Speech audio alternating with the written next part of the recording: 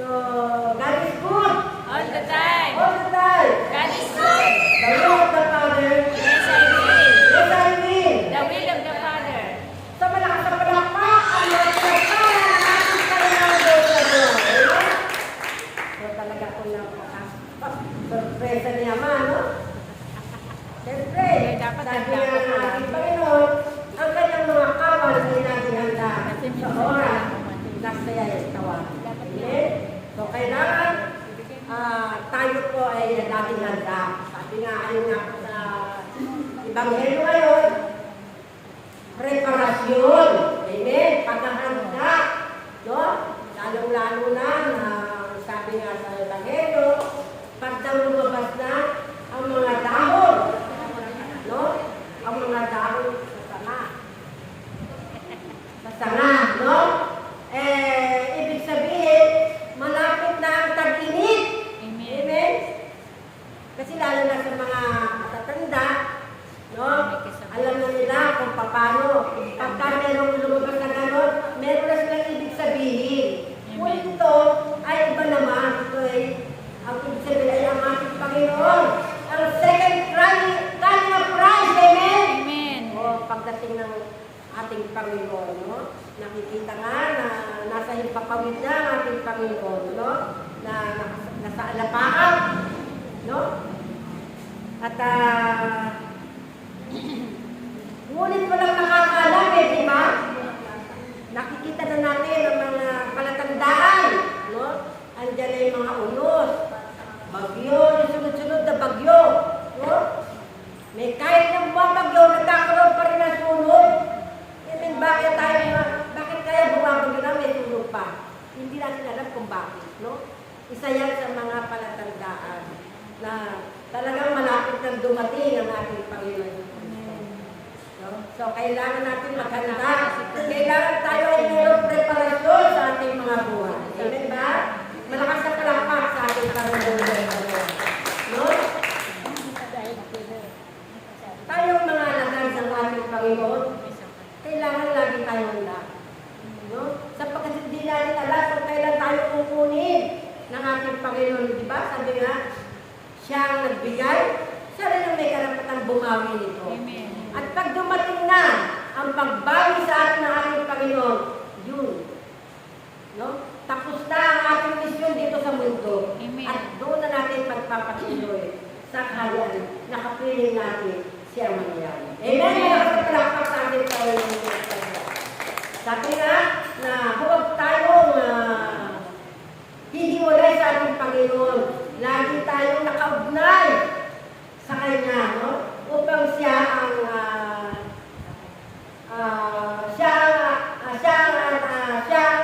maging sanggalang natin, no? Sapagkat kung tayo ay hindi sumasandig sa ating Panginoon, kanino tayo sasandig? Saan tayo manghihiniwala, di ba? Hindi siya mangyari na. Amen ba? Amen. No? Kaya huwag natin nakakalimutan, mga kapatid, na tayo po ay patuloy na manalangin. No? Manampalataya at magtiwala. No? Kasi ang sabi nga, Lord, God is the best listener. No? Lalo-lalo na kung ikaw sa iyong puso ay meron kang sincero sa iyong mga puso. Amen? Amen. Kailangan lagi tayong tapat sa ating paglilingkod. No? Batid ng ating Panginoon kung tayo ay napipilitan lamang na maglingkod sa Kanya. Alam ng ating Panginoon, no? Sapagkat walang may lilihim kay Ama. Sapagkat aros niya ang ating mga puso hanggang sa kailaliman, wala po tayo maililihim. Amen ba? Amen. Malakas na palakpak sa ating Panginoon Diyos natin. No? Kaya nga, no, kailangan natin manatili sa Kanya. Amen. Upang tayo ay Kanyang pangunahan Amen. sa ating gagawin. Diba nga sabi niya, kung ikaw ay nananalangin, siya ay nakikinig. Diba? At kung tayo naman ay natutulog, siya ay gumagawa ng himala para sa atin. Kung ano magiging bukas natin, kung tayo ay magiging o hindi na. Amen. Kaya kailangan tayo ay laging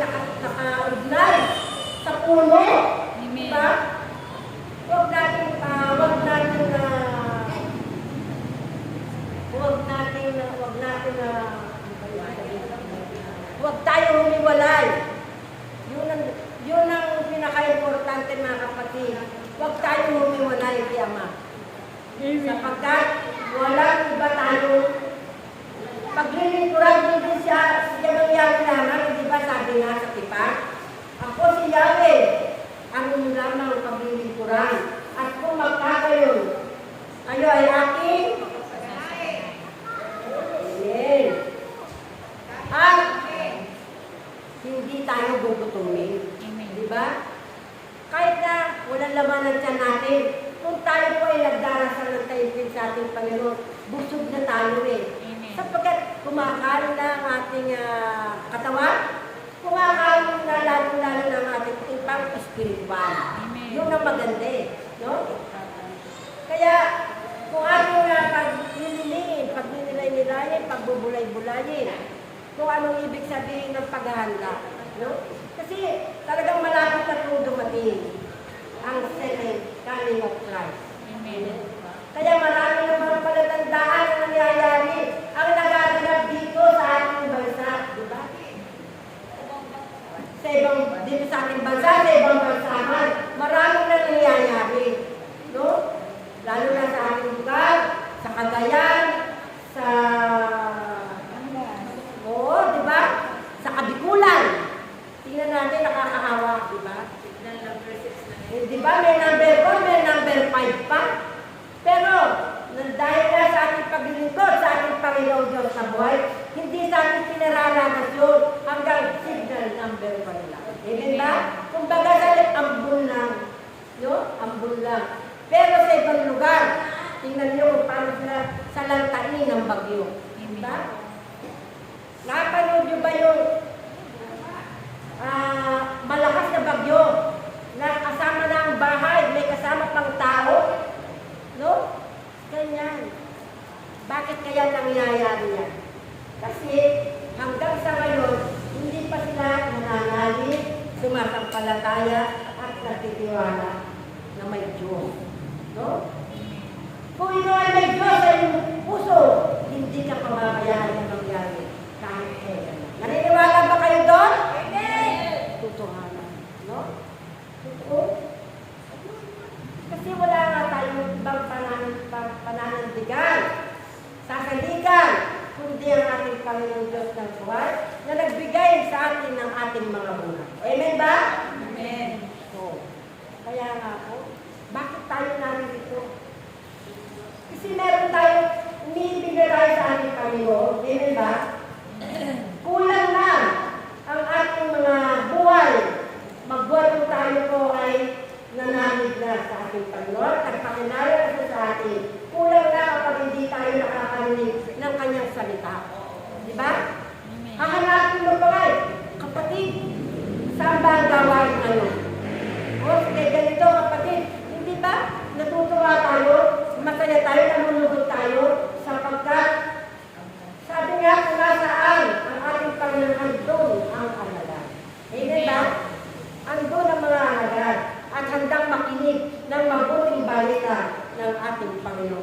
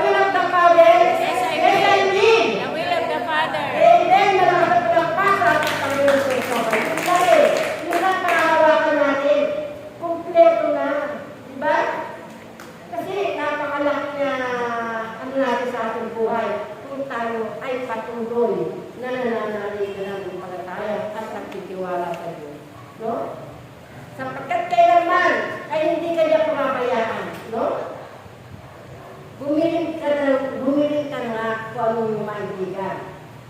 Sabi na, ipagkakaloob niya ang nangyari sapagkat si Ama ay makapangyarihan. Siya po ay humahatol. Tandaan natin yan, mga kapatid. Siya po ay humahatol. No? Ngunit, makatarungan. Diba? Humahatol siya, ngunit makatarungan. Oh.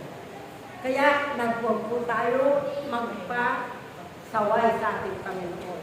Maglingkod po tayo ng mayroong katapatan, may pag-ibig, may pagmamahal at may kababaan ng loob. At yan ang gusto ng ating Panginoon. Amen ba? Amen. Kahit na nandito ka at may mga sakit ang iyong mga mahal sa buhay, ano ang gagawin ng ating Ama? Hahabaan na ang kanyang mga kamay at aabutin ang ating mga mahal sa buhay. Sabi nga, maglingkod ka lamang eh. Isa lang maglingkod sa Ama, lahat ay carried na. Naniniwala ba kayo doon? Amen. Amen. Totoo yun. No? Nandito ka. Sabi nga eh, maglingkod ka lang. Akong bahala sa pamilya mo. No? Ayun nga nangyayari. Kung wala tayong kaugnayan sa ating Panginoon, saan tayo sasandi? At yun naman ang gusto ng ating kaaway. Yung hindi tayo sumambig, hindi tayo manampalataya sa Diyos. No? Kasi yun ang kaaway nga natin eh. Kaya ayaw niya yung mangyari na tayo sumampalataya sa Diyos. Eh hindi na po pwede yun eh. Tayo ay sumasampalataya na at nagtitiwala sa ating Diyos na buwan. Amen ba? Amen. Malakas na malakpak sa ating Panginoon Diyos na buwan. At yun ay ating panghawakan, mga kapatid. Walang imposible kung ikaw ay naglilingkod sa ating Panginoon. Amen. Bakit tayo narito? Sapagkat tayo ay lagi nakaugnay sa ating Panginoon. Hindi na tayo masaya, mga kapatid, kung hindi natin naririnig ang kanyang salita. Kaya sabi niya, kung nasa ng Diyos, ang doon ng malagan. Amen ba? Amen. Sinusundan natin ang kanyang mga yakap. Kaya nga tayo pinagkanuwaban ng kanyang kapangyarihan. Kaya na natin magpagaling. Kaya na natin magpa-pre-order. Di ba? Di ba hahanapin din tayo? Kaya nga sabi niya, kayo ang magpapatuloy ng ating gawain. Amen ba? Amen. Malakas na palakpak sa ating Panginoon Diyos na buhay.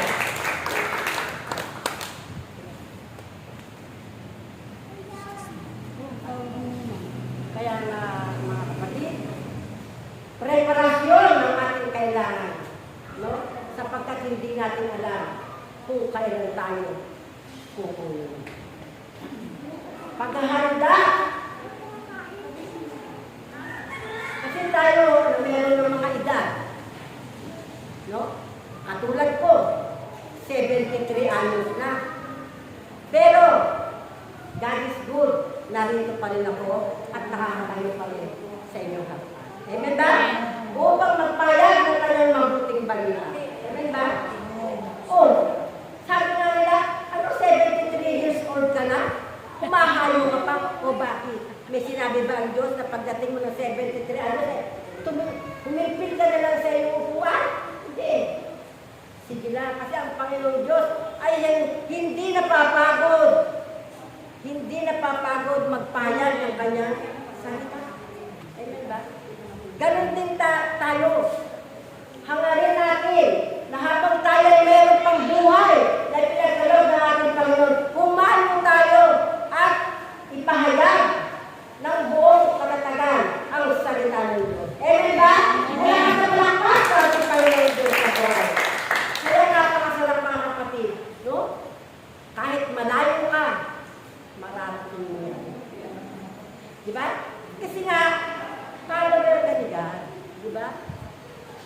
Tagasunod ka ni God eh. Di ba? Sabi, di ba, bakit napalayo kayo? Oh, bakit hindi malayo? Kasi narating ko siya eh. Di ba? Narating ko, narating namin. Kaya kami ay nagkakatipon-tipon ngayong oras na ito upang pakinggan ang kanyang mabuting balita. At kung ano man ang mga babala ay amin na naririnig.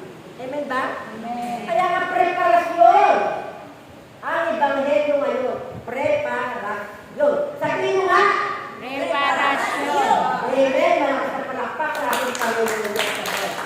Nakaprepare na ba kayo mga kapatid? Amen. Ha? Amen. Siyempre lahat tayo nakaprepare na. Diba? For now. Pinaghahandaan na natin kung ano ang magaganap sa second coming of Christ. Amen. Kailangan pag dumating yun, abay, nakahanda na tayo. Kasi sabi nga, lahat tayo ay pupunta ron. Isa-isa lamang. Hindi sabay-sabay. One by one. Di ba? Isa-isa lang. Di ba? Sabi nga hindi pa tapos ang misyon mo dito sa lupa.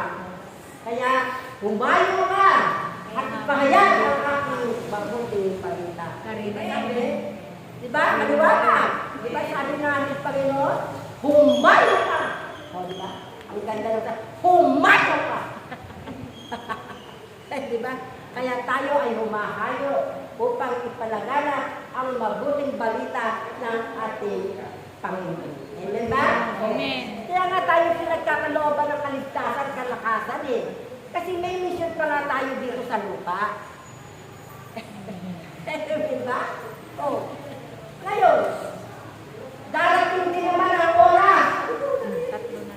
Na kung hindi ka na makahayo kapatid, ay andyan ka na lamang nakahiga. Gusto niyo ba yun? Anong gusto niyo? Yung bedridden o yung mahayo pa kayo? Mahayo. Siyempre, di ba sarap umayo?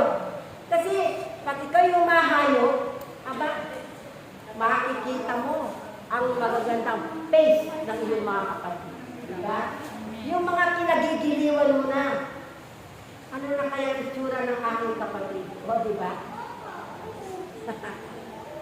Masarap makita. Magkakagulatan pa kayo. Magkakagulatan pa kayo. Ay, ikaw na ba yun? Oo, kapatid. Di ba? Ano yung Sister Venus na pala to? Kasi ang tagal ko na hindi na. Ngunit sa iyong paghayo, makikita mo yung mga kagandahan ng iyong kapatid sa pananampalataya kay Kristo. Amen ba? Amen. God is good. All the time. All the time. God is good. The will of the Father. Yes, I will. The will of the Father. God is good. All the time. All the time. God is good. God is good. All the time. All the time. God is good. Amen. Malakas na palakpak sa ating Panginoon Diyos. Diba? Sabi nga sunod-sunod na bagyo. Diba? Natatakot sila sa bagyo. No? Ngunit tayo hindi na tayo tatakot sa bagyo. Bakit? Tinura na tayo kung paano natin paalisin ang bagyo. Diba? Manalangin lang tayo. Diba?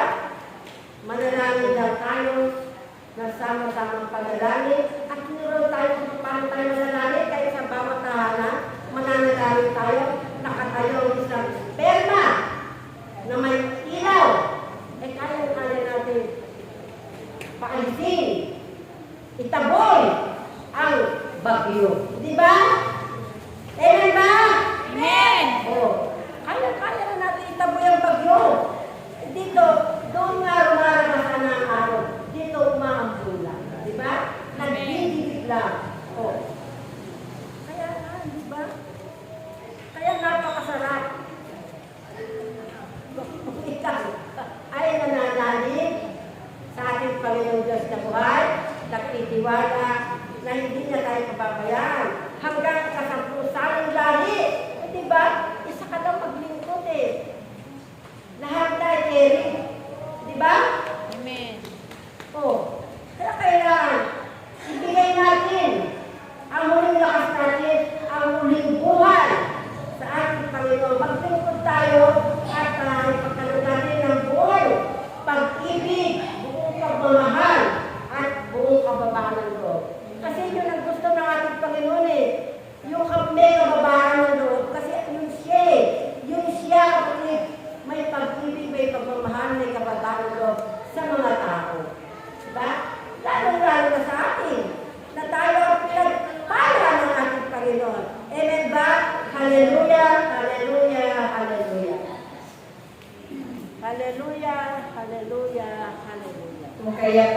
lahat Hallelujah. ay nararapat maging Hallelujah. matalino. Hallelujah.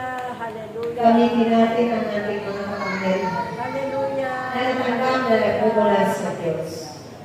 Hallelujah. Wala Ang lahat ng ito ay may katapusan. Hallelujah. Wala kaya. Hindi mananatili ang mga pagsubok na yan kailanman Hallelujah. sa ating mga buhay. Hallelujah. Wala kaya. Daraan lamang yan sa tulong, awa at kapag ng Diyos. Dahil siya ang Diyos na maalam sa lahat, marunong sa lahat. Siya ang Diyos ng kaligtasan. Siya ang Diyos ng lahat. Kaya, iasa natin ito at isandin. Ipagkatiwala natin ang lahat-lahat niya na ating nararanasan sa ating mga buhay paglilingkod at sa Diyos tayo na lang ay magkakaroon sa Kanya. Amen. No? Sabi nga, kapag kakilala ng Diyos. Kaya,